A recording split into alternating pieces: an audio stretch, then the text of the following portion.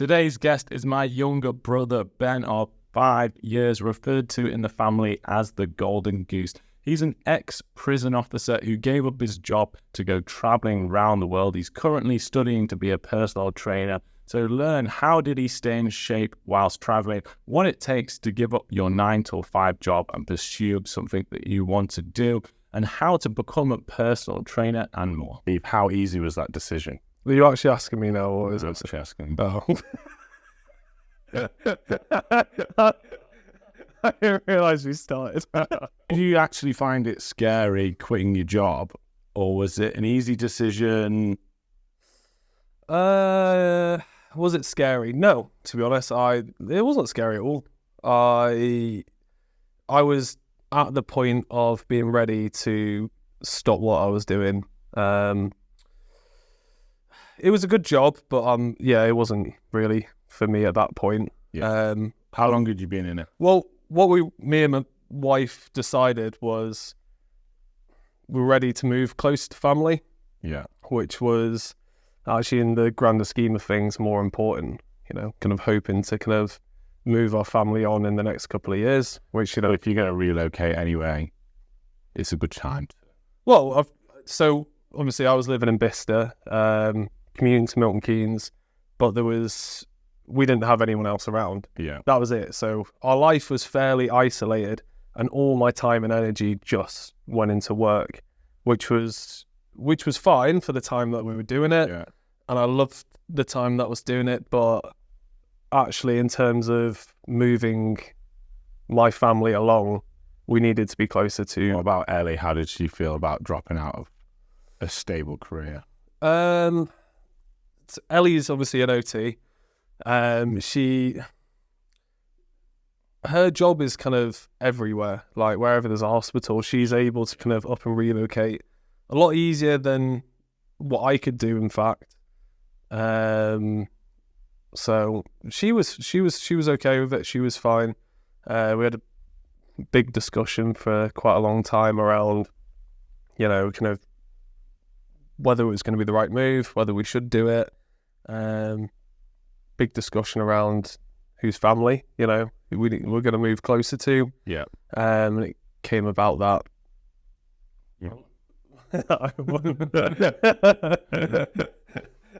Feels like it, but I'm not sure Ellie's parents will agree. What about the people that are still in because it was a tough job, what you had? Yeah, Tough, yeah. I think is an understatement. Yeah. You don't have to go into too much about it. I can talk a little bit about it But what about the people that are still there? Because I know that it wasn't everyone's favorite place to work either. Why do you make a change and they don't make a change? What's the difference between why you did it and why they don't or can't, or why is it that I was able to kind of up and move from that job, even though there was other people who probably would be quite keen to leave as well? I suppose maybe for me, I'm fortunate in the way of having family support, which not everyone has. A lot of people kind of especially where I worked, have built their lives around the pay that they get, and the pay is good there. Like the pay is very, very good due to the levels of risk. Their expenses. Yeah, so they level where they can't leave. Yeah, so I think a lot of people there have, they've gone into that job with no GCSEs really, no real kind of qualifications, and they've gone into a job that's quite well paid, built their lives around it. So after what 5 main years, expenses are probably more. To be honest, a lot of people didn't have a mortgage; they were renting, so they got a house that was probably past what their budget should be if they were to leave that job. Because if they would leave, they would find themselves in a 20, 25k job, whereas roughly where we were was close to kind of 40k, which was good for the UK. Is pretty good. Which for the UK, that's £40,000, which is like, I don't know, $55,000-$60,000. I think. So, but for here, it's a very good. I've heard that some like sales companies or even law firms encourage people to get a nice car, or so they'll say in the office, so what are you going to buy with your first big paycheck? The idea is to tie them in to a lifestyle that they can't leave. So even if like they don't like the job, they're just stuck with paying for a Porsche or paying for, like you said, a fancy apartment. I think some finance. You want a sofa now, you have to get it on finance and pay monthly. You got your phone contract. You've got so many outward bills. I don't know how much truth there is that corporations encourage it, but it seems pretty. I don't know. You can imagine it. I could see it. I don't know if the place where I worked at would necessarily. I think a lot of it comes more from necessity. When people have kids, you know, you have to kind of provide for your kids, and you want to provide for your kids. So then you build your life around that, which is an expensive life, as you know. Yeah. Well, I haven't got kids yet, so I haven't got those expenses. But I think people make it out to be more expensive than it actually is. Okay. And I think a lot of people delay having kids till way later than I believe I think in the future they'll look back and wish they'd started earlier. Why is that? Your energy levels change. Okay. I feel like if you experience having a newborn baby and you're 25 years old, I think your natural energy levels are suited towards looking after a newborn baby. And I think there's a difference when you're 35. I'm not saying by any means you're past it, but you'll notice the difference when you're drinking. Let's say you go on like a 2-day bender at the weekend. When you're 25, you might be fine on a Monday morning going to work and surviving it. But if you're 35 and you go on a 2-day bender, you're like completely out of it. I'm out for like... Well, your body's not... I'm out for days. So, and then I think it's a similar thing. Not having... being hungover is like looking after children. Sleep deprived. Yeah, you're sleep deprived, and you're trying to function at like a slightly lower capacity. So I think people wait until they're more financially secure, but people, like you said, usually just upgrade their life to match their income. And I think people do the same thing with marriage as well. How many people do you know that have got like an 8-year engagement because they say they can't afford to get married? Yeah. Well, it doesn't actually cost anything to get married, really. Yeah. What it does is it costs a lot for a wedding reception. And you've got the social pressure of kind of having a wedding. And I was lucky in some respects on that, in that I got married at 21. So there was only one person I knew out of my friends that was married, and they got married, I think, 2 weeks. I mean, that was young. That was young to get married at 21. It is in today's society, but there was no financial pressure of, okay, so the Smiths, they had a band, a full like or folk band for their reception, or this person had this person had this. We didn't have any of those expectations, so to us it was the most extravagant party anyone had ever thrown. Yeah. But relative to like a wedding nowadays, it's probably 10% of what the average person spends now on a wedding. But I think people do the same thing with kids. Their expectation grows when they could have done it cheaper, younger. What do you think would be like the best age to kind of... What would you think the optimum age to have kids would be? If you could pick a number. 27. 27? Yeah. You got enough life experience by that point, but you're also likely to be most financially secure, maybe around that? Yeah, I think you should take the opportunity while pre-kids to do things that you wouldn't be able to do. So people say you can travel with kids, and I do agree you can travel with kids. It's hard, but it's different. Yeah, it's a lot harder. Yeah. You don't want to stay in a hostel with kids, so you can travel a lot cheaper without kids. Yeah. So I'll say yes, kids do cost money if you want to go on holiday. If you don't go anywhere, just get rid of all the fun, and then they're pretty cheap. Well, you change what you enjoy as well. You know, going on a flight to Thailand with a 2-year-old and a 5-year-old is no longer fun. So it's not that you don't enjoy going to Thailand. I know that like, from other people's kids. Yeah, exactly. While as going camping in Anglesey is fun. So you change the things you enjoy doing. It's not that like you can't do it. You literally don't want to bother with that hassle. It's not worth it. Well, that's why me and me and Ellie have done the traveling over the last year. So I think with business as well, though, people should start their business before they have kids, if they can. Obviously, if you've got kids already, whatever, you're going to have to make do with what you got. But it's so much easier to put your energy into it. But the risk, I'd say it's more the risk factor to not provide. So I wouldn't start my gym now because you've got 2 people to support. I wouldn't say I scaled my life up to match my income, but just logistically, we needed another bedroom, and it's nice so we don't go crazy for the kids to have a garden. So I'd say we scaled it up to the amount that is necessary for a reasonable life, but not extreme. I still drive a car that I bought for £600 5 years ago or more, and it's still going fine. And we haven't got a car on finance. You're lucky that you're not a car person. Yeah, well, as long as it's got 4 wheels and it can do what it needs to do. I just enjoy not being financially tied. So if someone offered me like an Audi R8 and said, do you want this? I'd much rather drive that than a Vauxhall Astra. But I'd much rather not have the month-to-month pressure. 'Cause to me, it's freedom. Like not having financial ties equals more freedom. So that I can try, even if I'm not successful, I can try and do the things I want to do. So I could start YouTube and start trying to do that because I didn't have an Audi R8. Now, I actually probably could get a car like that and have it on finance, but then my risk tolerance to sustain that lifestyle, a bit like you talked about, is going to drop significantly. So I think you should keep your expenses super low so you don't get stuck in a career. I think you should start a business in your 20s because it doesn't even matter if it doesn't work. What's the worst case scenario? If you've got a family like you just move in. Yeah. You've done that right now anyway. Yeah, that's exactly what I've done. Just because you quit my job, and well, that's partly why I said family is the kind of biggest reason why I think people didn't leave the job that I was in. Yeah, kind of if they don't have that security, I do. We do. We've got security where we've got absolutely incredible mum and dad.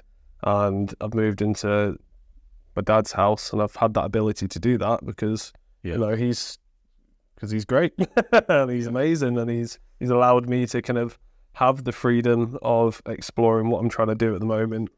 I think even if you don't have parents you can move back in with, you could still get a minute, as long as you didn't have children. Yeah, you could still get a minimum wage job and rent somewhere. Even if your business, you could, but it's so hard to then build that money to be able to be independent and to start kind of investing into a business when all your money is going on to your rent. It's not an excuse for it, but I think there's a lot of businesses you can start without much money to start. Yeah, I think you should just start, and if it has a little bit of traction, just reinvest all that money in there. So you just do it like a hobby to start and put all of the money back. Do not live off your business's money. Put every pound back. So you work your job on the side. Let's say you get £15 an hour, I think, working at Aldi at the moment. Let's say you're doing that. Perfectly reasonable job, but you're probably going to get bored eventually doing it. But on the side, you've got the whole weekend free. You've got every evening free. You could definitely start like a side business and keep reinvesting. And at some point you'll realize, if I put more time into this, it will take over my main income. I think anything that you enjoy, you're going to invest more time, and anything that you love doing, you're going to put more energy into it naturally. And the likelihood is it probably will succeed if you enjoy it, because it doesn't feel like a chore. Like, it doesn't feel as much as a chore as, behind the... I agree, you should do something that you're interested in, but I wouldn't say you'll necessarily enjoy doing it every week. So I think it'll sustain you. I think the times you hate it, the fact you enjoy it will keep you going. On the whole, you enjoy it will keep you going. But there's definitely times where I've been ill recording YouTube podcasts because I'm trying to stick to my schedule, and I have not. This is the last thing I've wanted. Maybe I've done loads of PT sessions. I've got nothing left in my emotional energy tank. Might be under the weather, but I'll still record. And it's definitely not always been fun or enjoyable. It's been a grind. However, on the whole, I enjoy the creative side of it. And you need to get through those points to be able to kind of get to, where you're heading. So imagine you'd picked, like, I don't know, I'd done a finance channel because that's got the highest pay per 1,000 views on YouTube. And I'd gone in an area where maybe I knew a tiny bit about, but I didn't really like it. On that week where I'm feeling under the weather, that's where I'd probably just sack it off. And so I do agree you wouldn't succeed from that.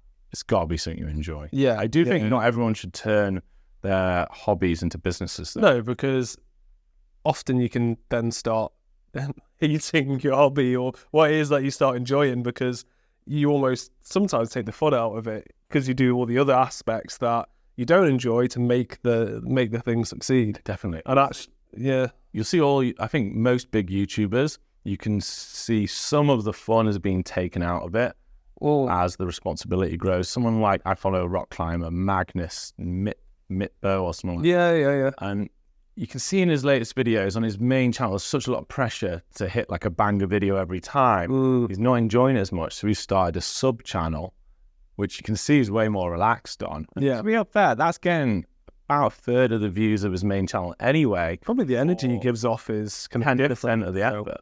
So you can see even with that. So I've thought sometimes, I don't know, I'm bad for turning my hobbies into businesses. Yeah. And sometimes I've got to check myself. And you're not going to turn bordering or climbing into a business anytime soon. Wow. Crosses my mind every now and again. You like going to the gym, and now that's your entire career. So I've already turned my main hobby into business. That's your main hobby. How easy was it to stay in shape while traveling? Did you stay in shape, or did you just sack it off? No, to be fair, so before going traveling, which was South America for 2.5 months, and then had a little break in between, and obviously went to Eastern Europe for I think about 6 weeks in total. So it was a good span of time. But I'd worked really, really hard to get into, fairly decent shape. The run up to going to South America, a 1.5 years of pretty, 3 times a week, hard work. And the last thing I wanted to do is then go away for 2.5 months and then just lose it all, because 2.5 months, no training, you come back and you'll be almost at kind of zero again, although it could be quite easy to kind of build it back up to a degree. I didn't want to lose that progress.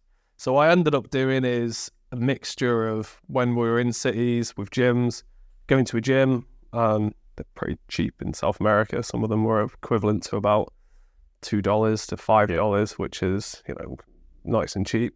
But there were lots of places rural that, we didn't have any gyms. So I'd use my 20 kg bag and, kind of do some presses or do some doing some shoulder press. Were you doing that once a week, bit every day? How often are you doing it?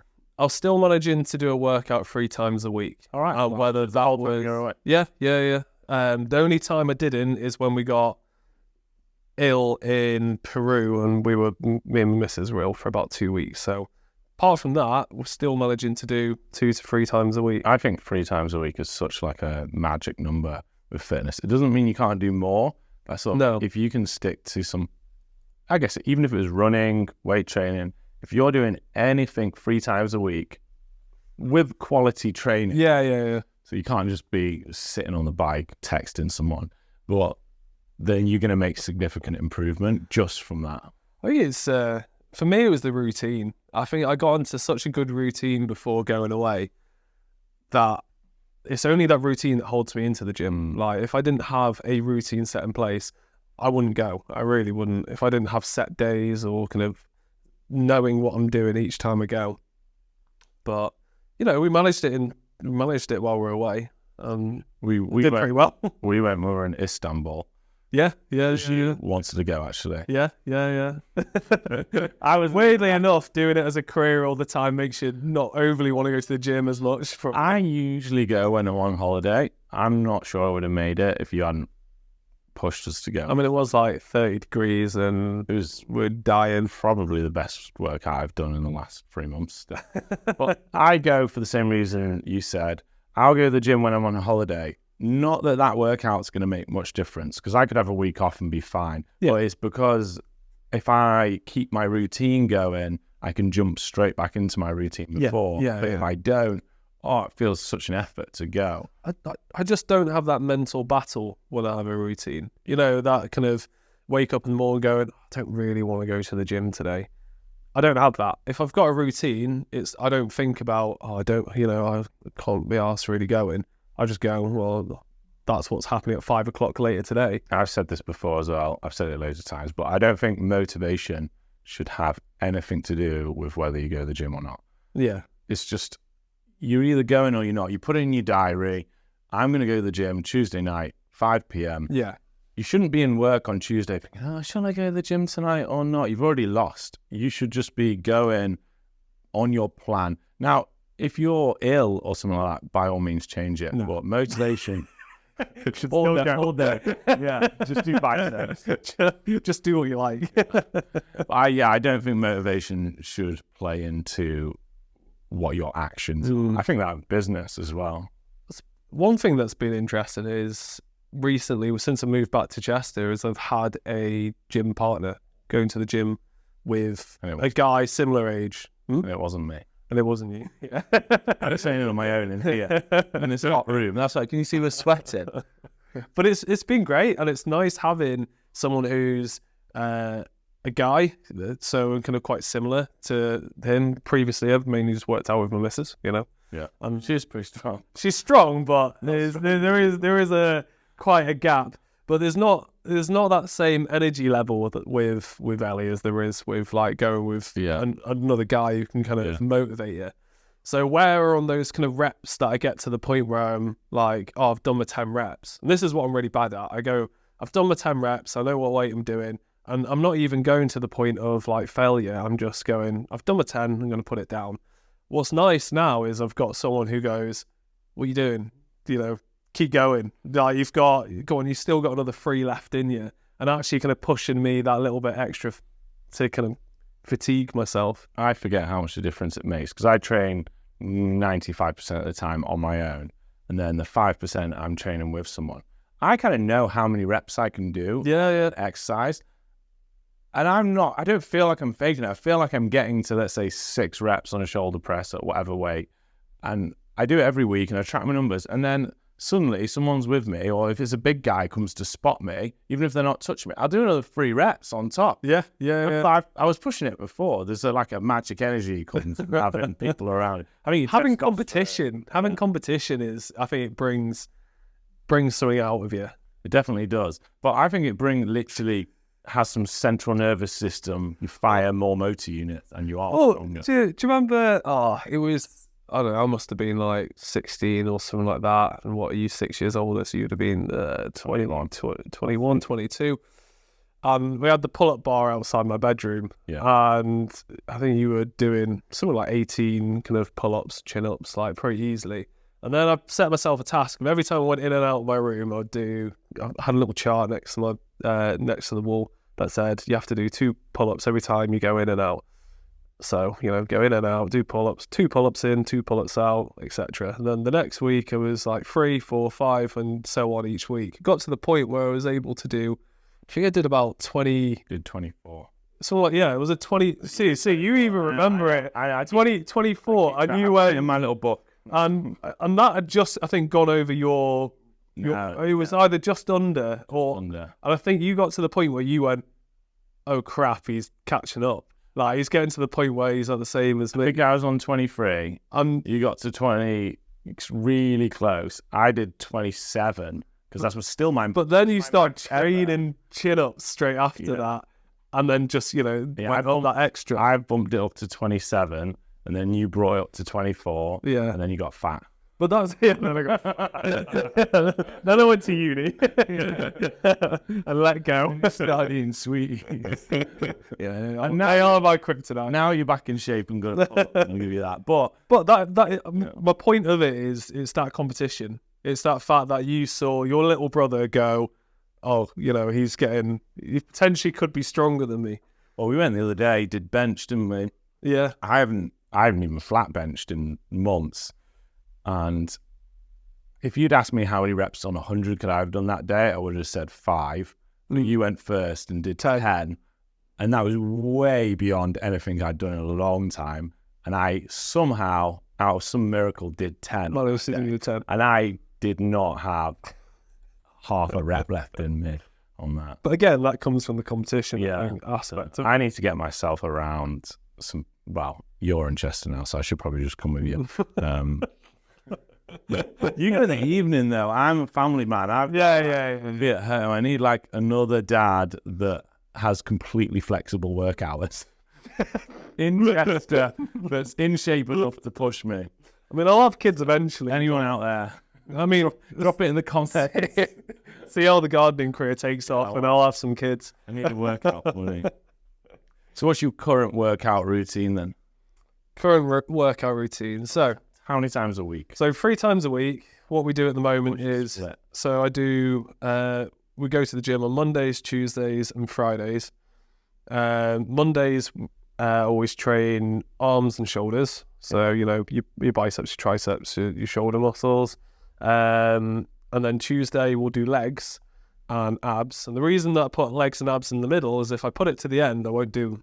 Yeah. I'll do, you know, my arms and shoulders, my chest and back, and then I'll so you got shoulders, arms, legs, abs, and then shoulder, chest and back. Chest and back. Yeah.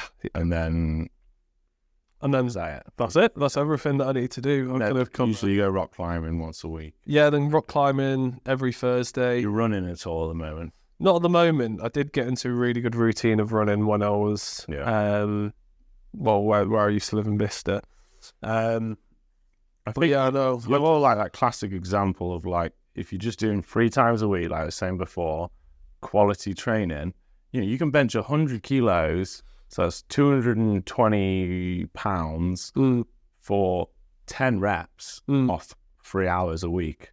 Yeah. It's just like, and 20 chin-ups as well. Because a lot of people are big and they can bench a lot, but they can't do 20 chin-ups at the same time. Yeah. I like to have the kind of all out. At least 30 kilos. Yeah, we don't talk about legs. Just hide these from the camera. And then I know this already, but you superset most back to back, almost. Well, apart from the leg day, but back even leg day, you'll do push pull, won't you? Yeah. I mean, I'll do mainly do push pull. To be honest, I'll like if I'm doing arms and shoulders, I might couple up a shoulder press with a bicep curl just to try and I'll do one straight into. You know, I never do that because I feel like your shoulder stabilizes your bicep curl so much that I can never get fatigue on my bicep if I've done a shoulder set before. I always fatigue on the support of my shoulders. Oh, it's interesting. So I used to do it, and then I found that I was always getting a subpar bicep set. I try not to do the shoulders and triceps together as a superset, just because I feel like, you know, obviously the kind of intertwine a bit. Yeah. One tip, if you do want to superset shoulders, because it is more efficient. Your way of training is so time efficient. That's why you can do 3 times a week, because you do 32 sets of workout in an hour. Yeah. So, but if you do want to pair it, I recommend doing, let's say, a shoulder press, and you're already on a bench usually for that. Yeah. Pair it with a spider curl, where you've got your chest leaning on the bench and your arms hang loose. Yeah. Because spider curls are better when your arms are relaxed. Yeah. So it's one of those ones where your shoulders are completely disengaged. Is that with a Z-bar? You can do it with dumbbells as well. Or the other one would be a preacher curl, where you've got your arm on the backboard of the bench, leaning over. And it's just, if you do want to pair it, they're ones where there's no shoulder stability required. While even like an incline curl or something else, there's still some element of movement. But if you pick one of those two, I think that's a good way to stay fresh for the biceps. I introduced my gym partner to something that we used to do when we used to go to the gym, which was on the bench, reverse fly at a bit of incline, drop your dumbbells and then straight into curls. You would have the other person there straight away, pass you the bar, and then while you're still leaning with the bench on you, you hammer it out with some bicep curls. Yeah. Introduced him to that the other day, and he was gone. It was good, but it was really efficient way of kind of one straight into the other, and then we switch it round. It's intense. It is. You train like I used to train at uni, I tend not to. I think that is the best way to train, doing antagonist, agonist, superset pairs, and you just get so much done. And you train everything sort of fresh. Fresh enough to do a decent set, but very efficient in the volume you get done. I train more like 6 times a week now, so I tend to split everything up. Well, you do your videos as well, so you're getting a workout when you're filming. And I know I've barely been training. I've just been doing my YouTube videos lately. How many videos do you do a week?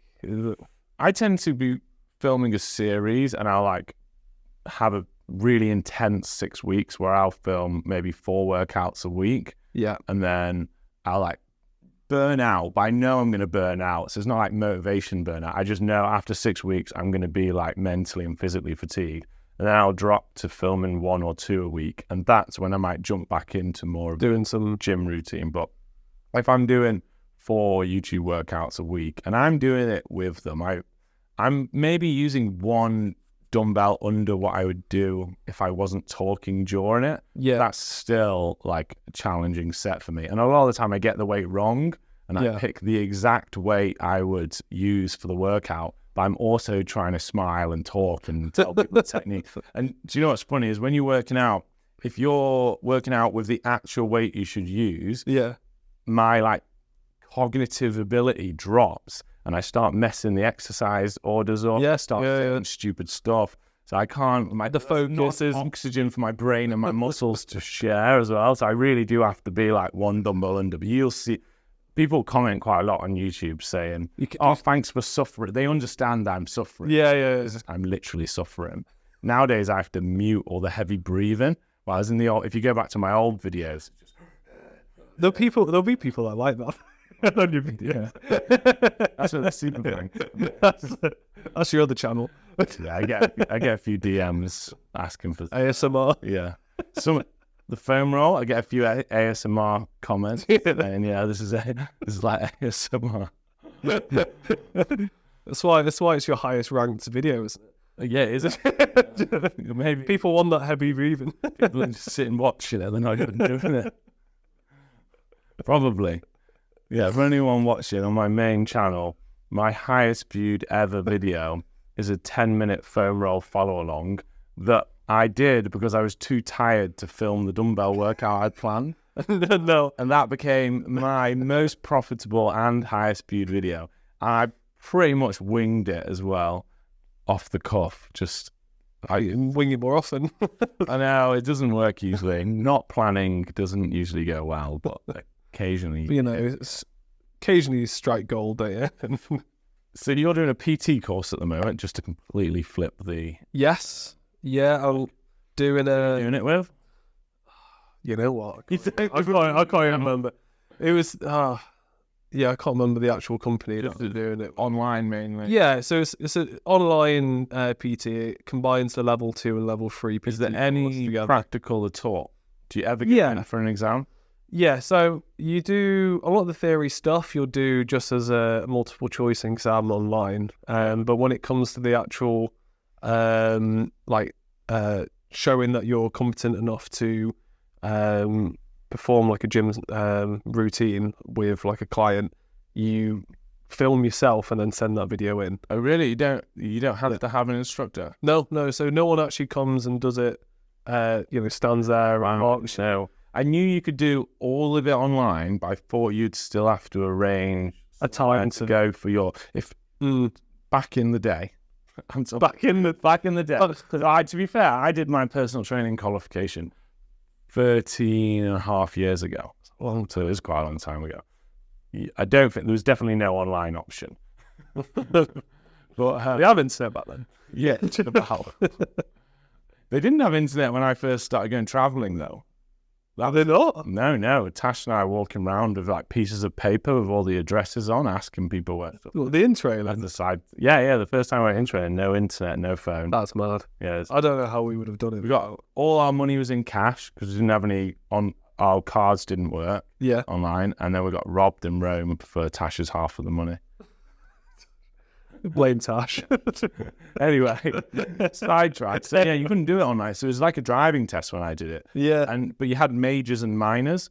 And if you got a major, you fail, and you could have a certain. It really is like a driving test. It was, yeah. And do you know what? A major, if you stepped over the barbell to like get a plate or pick it up, that was a major. So it was like really stressful because you could be really good, but there was just a few random majors which weren't that major where you could fail on the day, and then you'd have to like book.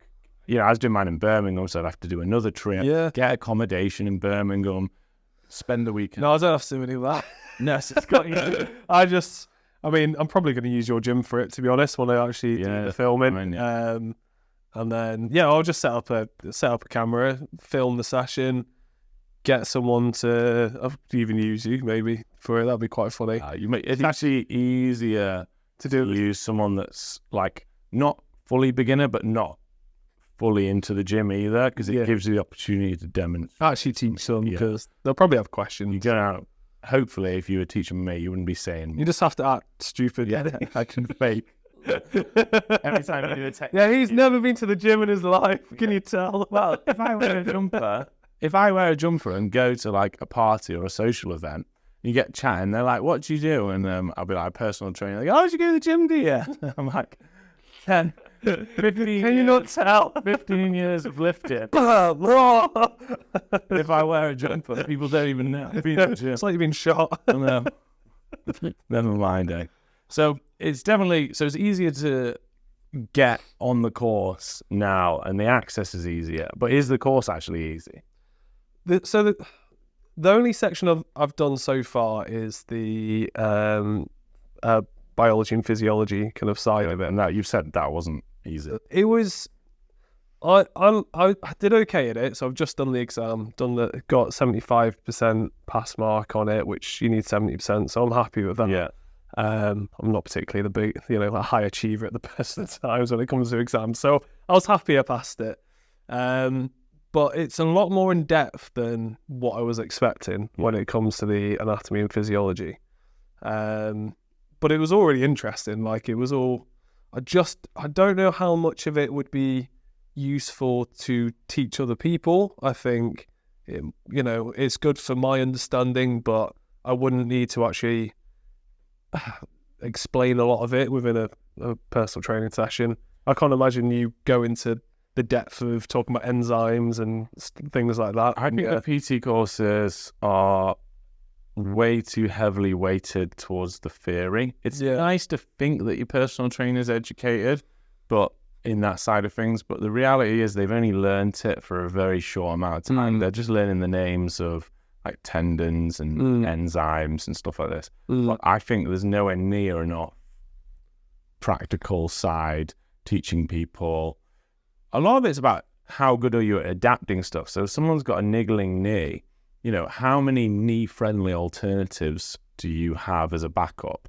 Yeah. And you can't fake experience. To some extent, you've just got to do some hours. I think it should be a bit like yoga, where you have to do a certain amount of hours teaching to be qualified. And I think personal training should be the same, because most of what you learn is you get 100 people to try and do something, and you realize that 80 of them are all doing the same thing wrong. Therefore, with the next person you teach, you're going to emphasize that thing that 80 people have done wrong. And over time, you've figured out what's the best way to word how to get this person to understand how to. Classics Romanian deadlift of how to get them to not Quasimodo over their back, or even to overarch their back. So I think you should have to fulfill it's going to be a lot, maybe 50 hours of personal training in a gym and then you should be qualified. Because people just come out of the course, they literally never taught it in their life, really. And then they go straight to charging whatever. If you've got a job in a gym, they just charge the gym rate. It's just not worth the money for most people relative to someone that's.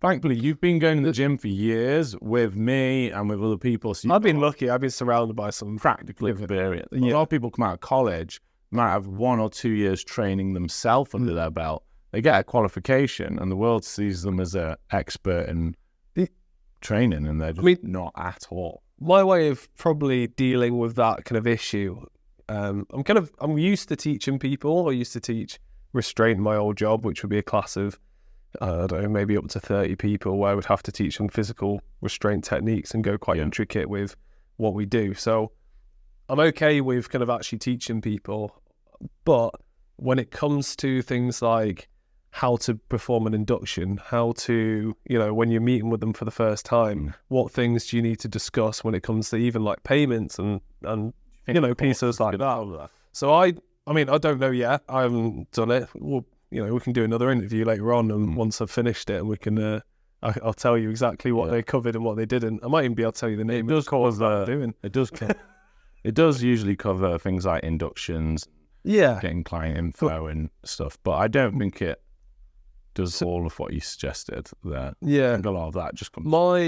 What I'm going to do, and I spoke to you about this before, is I'm actually going to get personal training myself. To learn off different people. I'm hoping to maybe get 5 sessions with maybe like 3 different people, 3 good trainers that I think you've suggested one guy called Ash, who said was really good, and also some other people as well. The best way that I ever learned to teach when I was in my old job was teaching with lots of different instructors. We would have these people called the national team. They'd come down. They were experts in the field that they did within the restraint, and I would teach side by side. I would teach a section, they'd teach a section. Anything I wasn't confident in, I'd do next time and we'd switch it over. But I'd always be watching how they taught, the terminology they used, the way that they kind of brought humor into it, like where to kind of insert a lot of these things. But I'd learned that from watching them, making notes, and eventually my teaching style when I was working in the young offenders prison was a mishmash of all these different other teachers, but I've just picked the best bits of all these other teachers and I've put it into my own way of teaching and then created my own kind of version of teaching kind of similar to that. I think that's a good idea. You're basically paying for your own apprenticeship. Yeah. I think that's good. And also I get PT alongside it as well, which will be... People probably see that as a big expense, but I don't know how much yours costs, probably cheaper, but my personal training qualification was £3,000. So to book, although even if PT is £40 a session, to book 5 sessions is insignificant price in relative to the whole course, but you might actually learn more, like you said, from just doing those 5 sessions with a PT. Especially if you can get different PTs. I recommend probably giving a PT 1 session is almost not fair because they'll that's what I say, learn the first one.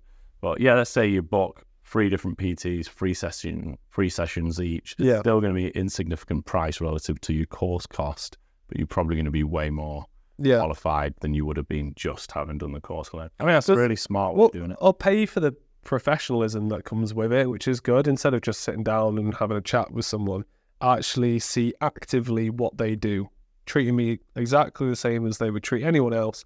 And I'd know, and I'll explain to them when I first meet them, the reason why why I'm doing it. I'll even have my own goals, of what it is that I want to do, and I might mix that up for each person. Like one of them I might have a bit of a cardio goal, the other one I might have a kind of pure strength goal, and see what they do to try and encourage me to get to that point. And one day I might bring you into the family business. You featured trainer on the TPT Virtual Studio. Have your own series, the Superset series with Ben Peto. With BP. BPPT. I think at some point I'll probably bring other trainers into that, so that could be something down the line if you're. That'd be good fun. It. I think bringing your style of workout with the pretty intense supersets for the whole You could even do your own program. So you talked about doing 3 days a week. You could do a 3-day-a-week program, get it, film it, put it on the platform, and you could just be like a featured trainer. We could do one together on the YouTube as well. Be good fun. So me and you do one on my YouTube together, which introduces you to the audience. And then we can say, if you want to do Ben's series, join the TPT studio, and you get.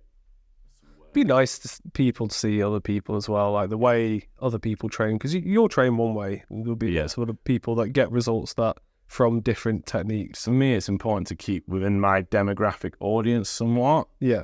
And You're like a copy and paste. Yeah, younger version of me. to the point where I walked through your door, you had the same T-shirt on as me. And you had to go change. I had to go change today because we were wearing the same T-shirt. We are the same height, the same weight. We can bench the same and almost do the same amount of chin-up reps. So it's like a spare body. So when my body's worn out, we'll start using I'll jump in for them. Do you have any fitness goals? At the moment, I'm trying to get my bench press as a 1 rep max to 140, Which is your max. Why ain't you 141? That would be devastating. That might have to be. I'm going to have to bring benching back out of retirement. It's going to be the pull-up situation all over again. I don't think you'll ever beat my pull-ups. Maybe 27. 20. I can't think what my top is. To be fair, pretty close. If it is such a lot around about, I can't do 27 right now. I'd probably do like 24, 22. Heavier, I think, than I was when I'd done my max. You're trying to get your bench and you're trying to get your pull-ups up. It's going to be 140 bench. Yeah, 140 bench is... That's kilograms, by the way, not pounds. Yeah, 140 kg. No, pounds. Oh, it's about double, isn't it? Kind of. Yeah, 2.4. Probably 285 or something like that. All right, I reckon. Should we look at I'll put it up on the screen what the real number is. Anything else? Any other fitness? I'm trying to think what else. I'd like to get, generally bigger, to be fair, than not this. This is big enough. Lose a bit of the fat, but what I struggle with at the moment is making sure I eat enough in terms of the right things, making sure I'm getting the right stuff into my body. But a lot of the time, sometimes I'll miss meals and maybe not actually eat enough and eat too much rubbish. And that, I think eating has always been my struggle. Ben's got a sweet tooth. There's always... I'm on the peanut M&M craze at the moment. There's always snacks in the car. Yeah. Well, thanks for jumping on the podcast. It's all right. Good to recruit you. Younger brother again. It's just a big recruitment drive in the TBT studio, really. Well,